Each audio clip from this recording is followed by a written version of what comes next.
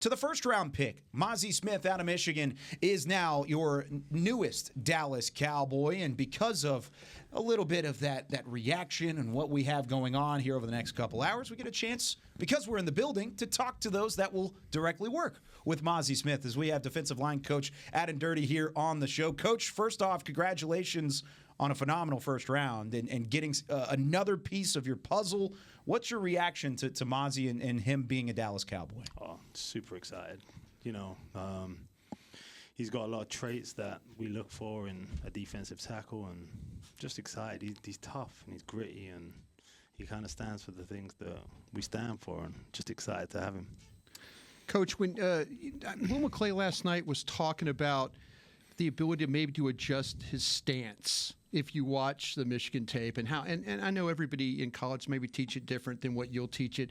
Is that something that really can make a difference in a player by just maybe I widen him out a little bit or narrow him up a little bit to kind of give him something? Yeah, definitely. I think looking at the way people align pre-snap is critical to how they play afterwards. So, like, we have it in players in certain situations.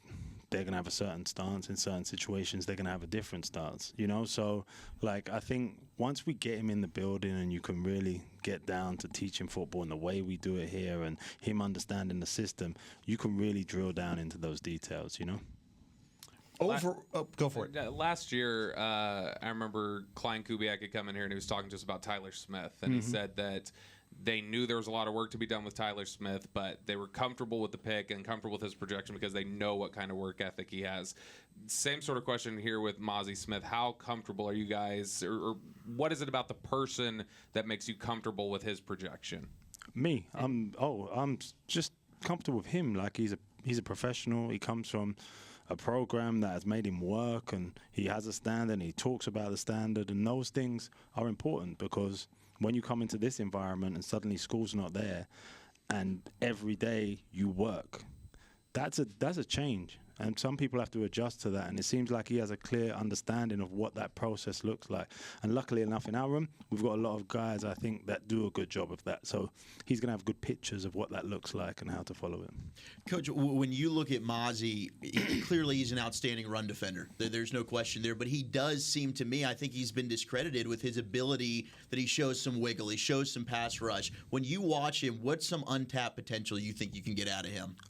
That's a great question. I think you see his quickness, you know, you see his power, and you see his, like, a lot of his flashes show up when he's transitional rushing from, like, play action pass, and you see, like, when he attacks his keys and he's knocking someone back, then suddenly it converts, and it converts quickly. He feels it.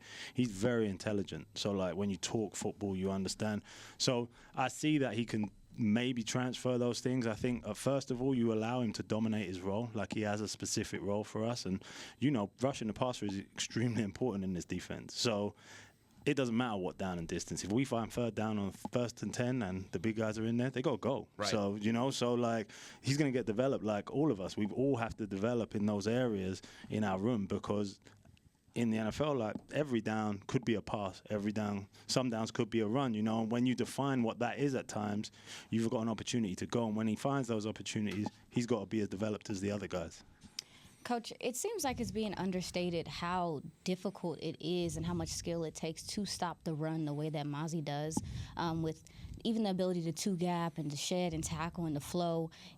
It's a special skill to have. Can you speak to how different that skill is to develop? And it's not just normal to have that. Like, some guys do have a natural feel for it. Can you talk about that? I completely agree. Like, I think when you boil the ground, like, it's funny, like, because every player sees the game from a different aspect of the field, you know?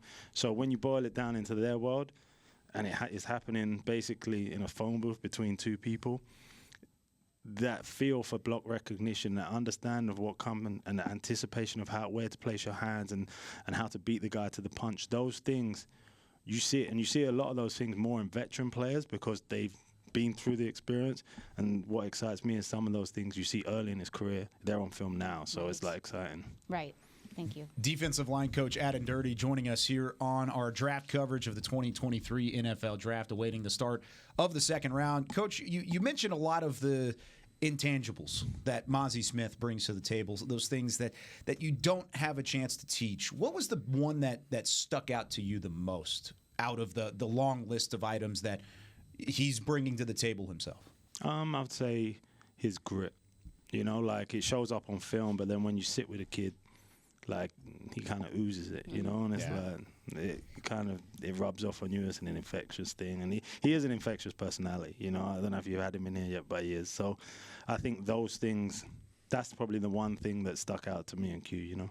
Yeah, we had him today on our radio program and asked him about your accent and if he's going to get. And he goes, "It's kind of funny when I first met him and he spoke, and then I had to think, where's he from?" And then I think that, he was talking about that. He's got a great personality. He really does. It was so much fun to talk about his mom. Maybe a coaching technique for you here.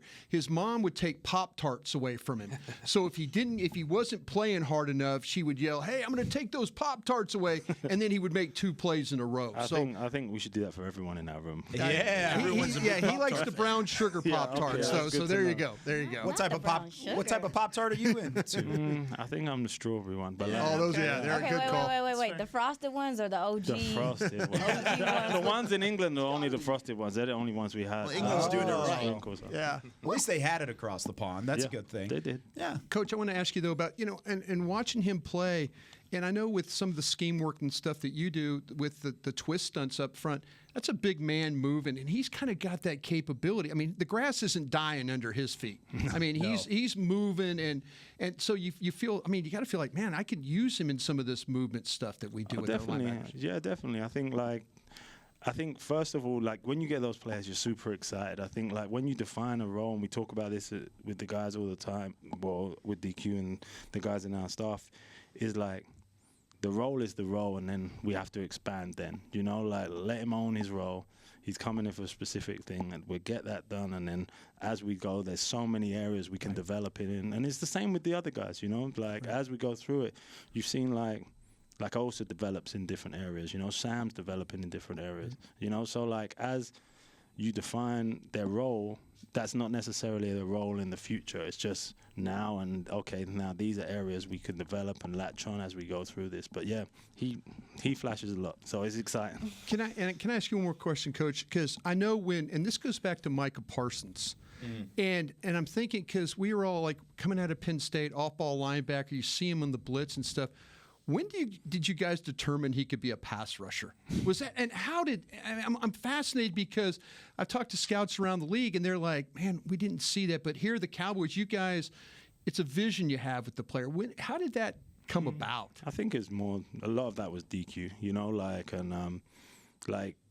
I think at certain areas of our system, the linebackers actually do play on the end of the line of scrimmage in certain fronts and things like that. So when he got down there, it flashed. Sure. And then, okay, he does have the ability. Let's try some things out. And then there was a couple of injuries one week, and that's when he went in, and then it was kind of like, okay.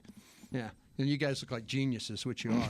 Absolutely. The rest of the scouting world's going, wait a minute, what do? We missed a top 3 player because we didn't see him rush the passer. Well, I'm glad you brought up Micah, and then you mentioned Osa and Sam as well. What can Mazi do to really help everybody else around the defensive line with his specific role? Because to me, he's a guy that's going to help everybody else eat.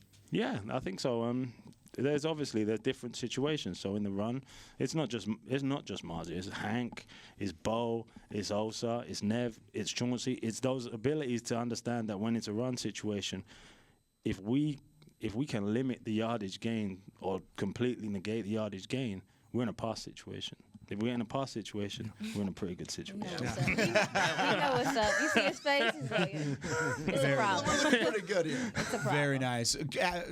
Aden, thanks so much for taking some time. This has been so much fun. Good luck. Congratulations on the pick, first off, but good luck throughout the rest of the offseason. Go get us some more really big names up there, right? In these next couple rounds, go get some more out there. How about that? We'll try. There you go. Thanks for having me, guys. I really appreciate it. No doubt about it. There he goes. Defensive line coach Aden Durde here on our coverage on 105.3 The Fan and DallasCowboys.com of the 2023 NFL Draft.